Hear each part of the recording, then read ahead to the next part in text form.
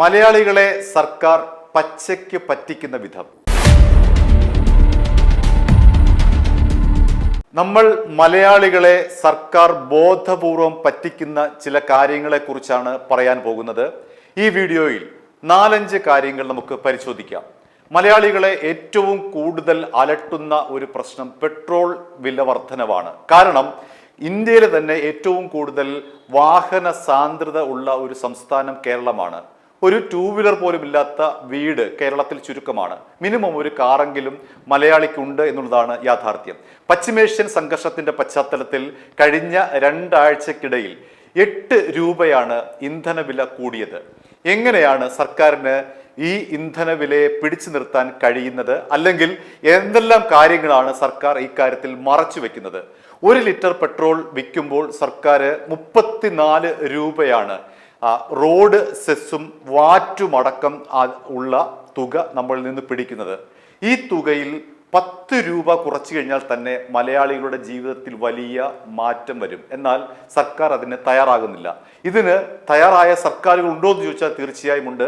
Madhya Pradesh സർക്കാരുണ്ട്, Maharashtra സർക്കാരുണ്ട്, UP സർക്കാരുണ്ട്. അവർ 15 രൂപയാണ് കുറച്ചത്. അത്തരത്തിൽ കേരളത്തിലെ സർക്കാർ എന്തുകൊണ്ടാണ് ഈ നികുതിയിൽ നിന്നും പണം കുറയ്ക്കാത്തത് എന്നുള്ള ചോദ്യമാണ് ഉയരുന്നത്. അങ്ങനെ സർക്കാർ ഒരു ഇച്ഛാശക്തി കാണിച്ചാൽ തീർച്ചയായും പെട്രോൾ ഡീസൽ വില വർധനവിലെ മലയാളിക്കുണ്ടാകുന്ന അധിക ബാധ്യത കുറയ്ക്കാൻ കഴിയും. പക്ഷേ സർക്കാർ അതിന് തയ്യാറാകുന്നില്ല. അവിടെയാണ് നമ്മൾ ആദ്യമായി പറ്റിക്കപ്പെടുന്ന ഒരു മേഖല. അതായത് ഇന്ധന മേഖലയിൽ മലയാളി പച്ചയ്ക്ക് പറ്റിക്കപ്പെടുന്നു. അവന് അവിടെ കുറച്ച് കിട്ടാനുള്ള എല്ലാ സാധ്യതയും ഉണ്ടെങ്കിലും സർക്കാരിന്റെ ഇച്ഛാശക്തി മൂലം നമ്മൾ അധിക ബാധ്യത ഏറ്റെടുക്കേണ്ടി വരുന്നു.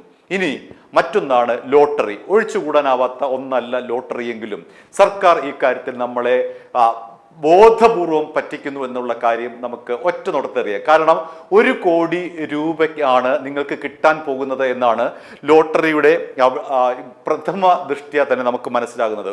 1 കോടി രൂപ എന്നാണ് എഴുതി വച്ചിരിക്കുന്നത്.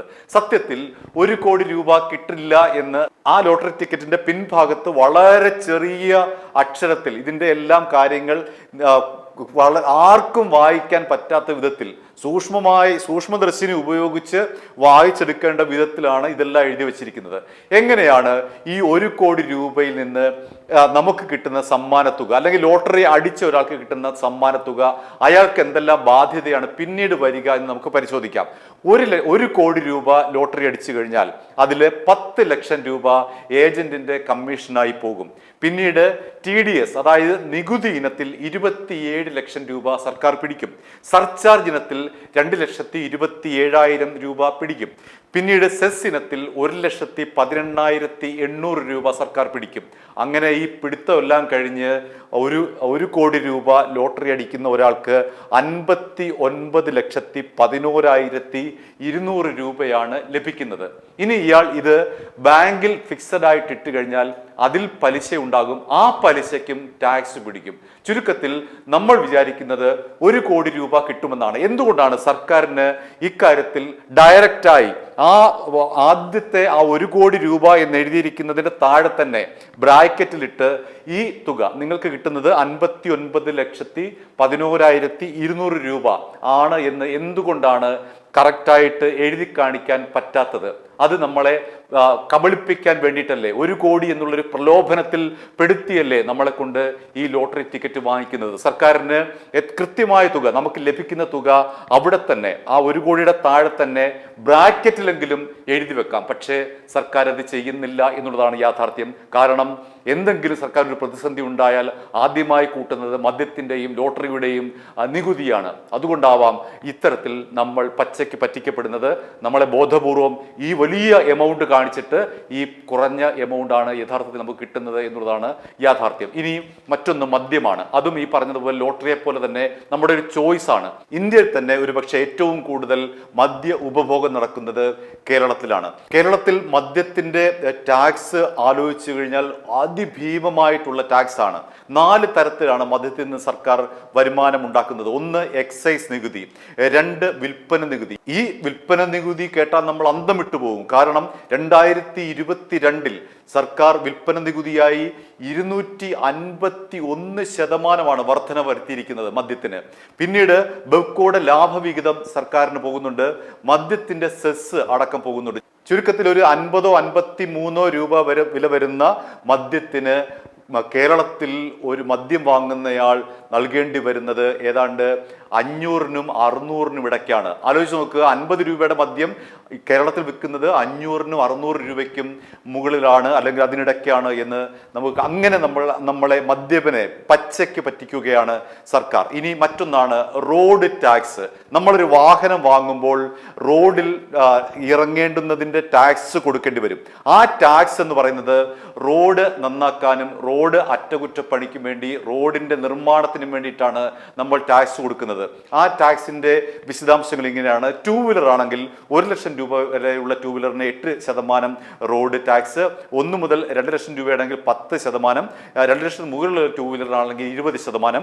പിന്നീട് 4 ചക്ര വാഹനത്തിലേക്ക് വന്നാൽ 5 ലക്ഷം രൂപ വരെ ഉള്ളതിന് 9%, 5 മുതൽ 10 ലക്ഷം രൂപ വരെയുള്ള വാഹനത്തിന് 11%, 10 ലക്ഷം രൂപ മുതൽ 15 ലക്ഷം രൂപ വരെയുള്ള വാഹനത്തിന് 13%, 15 ലക്ഷത്തിനും 20 ലക്ഷത്തിനും ഇടയ്ക്കുള്ള വാഹനത്തിന് 16%, 20 ലക്ഷത്തിന് മുകളിലുള്ള വാഹനത്തിന് 21%. അങ്ങനെ അതിഭീമമായ ടാക്സ്. രാജ്യത്ത് തന്നെ ഏറ്റവും കൂടുതൽ റോഡ് ടാക്സ് ഈടാക്കുന്ന ഒരു സംസ്ഥാനമായി കേരളം മാറി. അതുകൊണ്ടാണ് സുരേഷ് ഗോപി അടക്കമുള്ളവർ പോണ്ടിച്ചേരി രജിസ്റ്റർ ചെയ്തിട്ട് ഇവിടേക്ക് വാഹനം കൊണ്ടുവന്നു. നമുക്കതെല്ലാം നമുക്കറിയാവുന്നതാണ്.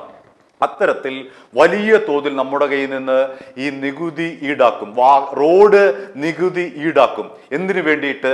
റോഡിൽ കൂടി സഞ്ചരിക്കാനും മികച്ച റോഡിൽ കൂടിയുള്ള സഞ്ചാര സ്വാതന്ത്ര്യം ഉറപ്പുവരുത്താനും റോഡ് പണിയാനും വേണ്ടിയിട്ടാണ് ഈ ഭീമമായ നികുതി നമ്മുടെ കയ്യിൽ നിന്ന് സർക്കാർ ഈടാക്കുന്നത്. പക്ഷേ റോഡ് പണിത് കഴിഞ്ഞാൽ പിന്നീട് വീണ്ടും അവിടെ ടോൾ ബൂത്ത് വെച്ചുകൊണ്ട് ഈ ടാക്സ് അടച്ച, റോഡിന് വേണ്ടി ടാക്സ് അടച്ച നമ്മുടെ കയ്യിൽ നിന്ന് വീണ്ടും സർക്കാർ കൊള്ളയടിക്കുന്നു. തോന്നിയതുപോലെ ടോൾ നിരക്ക് ഈടാക്കുന്നു. അങ്ങനെ വലിയ തോതിൽ മലയാളി കബളിപ്പിക്കപ്പെടുന്നു. പുതിയ റോഡ് നിർമ്മാണത്തിന് വേണ്ടി മലയാളി ഇത്തരത്തിൽ വലിയ ഭീമമായ ഒരു എമൗണ്ട് കൊടുത്തത് പോരാ, അതിനും പുറമെയാണ് ഈ ടോള് വെച്ചുകൊണ്ടുള്ള മലയാളിയുടെ കൊള്ളയടിക്കൽ. അങ്ങനെ പല തരത്തിലാണ് മലയാളികളെ ഈ സർക്കാർ കൊള്ളയടിക്കുന്നത്. അത്തരത്തിലാണ് സർക്കാരിന്റെ നിലനിൽപ്പ്. സർക്കാരിന് എപ്പോൾ സാമ്പത്തിക ബാധ്യത വന്നാലും ഉടൻ തന്നെ മദ്യത്തിന് വില കൂട്ടുകയായി, അല്ലെങ്കിൽ ലോട്ടറിക്ക് വില കൂട്ടുകയായി. ഉദാഹരണമായി ഒരു കണക്ക് പറയാം. കേരളത്തിലെ മദ്യത്തിന്റെ ഉപഭോഗം കുറഞ്ഞു വരുന്ന ഒരു കണക്കാണ്. 2019-2020 ഈ കുടുംബാരോഗ്യ സർവേ പ്രകാരം 37% ഉള്ള മദ്യപാനത്തിൽ നിന്ന് മലയാളികൾ 20% കുറഞ്ഞു. അപ്പോൾ തന്നെ സർക്കാരിന്റെ വരുമാനം ഇടിഞ്ഞു. സർക്കാർ വീണ്ടും ഇതാ കൂട്ടുന്നു. അങ്ങനെയാണ് 2022 എത്തിയപ്പോഴേക്കും അതിഭീമമായിട്ടുള്ള ഈ 251% മദ്യത്തിലേക്ക് വന്നത്. അങ്ങനെ സർക്കാർ മലയാളിയെ പച്ചയ്ക്ക് പറ്റിക്കുകയാണ്. പലതിലും യാഥാർത്ഥ്യമെന്ന് തോന്നുന്ന വിധത്തിൽ എഴുതി വെച്ചുകൊണ്ട് അവിടെ എല്ലാം നമ്മൾ എന്തുകൊണ്ടാണ് ഒരു പെട്രോൾ പമ്പിൽ ഇത്ര രൂപയാണ് നിങ്ങൾക്ക് നികുതി എന്ന് ഇന്നത്തെ വില കാണിക്കും, പെട്രോൾ പമ്പിലെല്ലാം കാണിക്കും. പക്ഷേ നികുതി ഇത്ര രൂപയാണ്, സർക്കാരിന്റെ നികുതി നിങ്ങൾ ഇത്ര രൂപ അടയ്ക്കുന്നു എന്ന് എന്തുകൊണ്ടാണ് പെട്രോൾ പമ്പിലടക്കം സർക്കാരിന് എഴുതി വെക്കാത്തത് എന്ന് ചോദിച്ചാൽ അതിൻ്റെ ഉത്തരം ഇതാണ്.